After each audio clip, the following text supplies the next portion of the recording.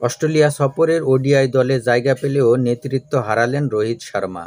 তার স্থলাভিষিক্ত হলেন সবশেষ ইংল্যান্ড সিরিজের টেস্ট দলের নেতৃত্ব দেওয়া শুভমান গিল। অর্থাৎ তরুণ এ ব্যাটার টেস্ট দলের পাশাপাশি ওয়ানডেতেও ভারতকে নেতৃত্ব দেবেন।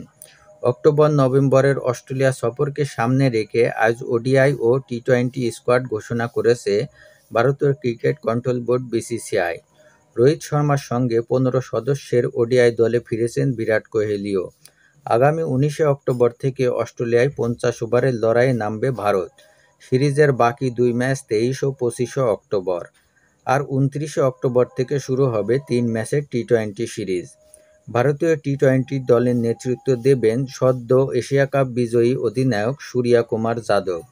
শুভমান গিলকে অধিনায়ক করে ঘোষিত ১৫ সদস্যের ওয়ানডে স্কোয়াডটি হল শুভমান গিল, রোহিত শর্মা, বিরাট কোহলি, শ্রেয়স আয়ার, অক্ষর প্যাটেল, লোকেশ রাহুল, নীতিশ কুমার রেড্ডি, ওয়াশিংটন সুন্দর, কুলদীপ যাদব, হর্ষিত রানা, মোহাম্মদ সিরাজ, আশদীপ সিং, প্রসিদ্ধ কৃষ্ণা, ধ্রুব জুরেল এবং যশবী জয়সওয়াল।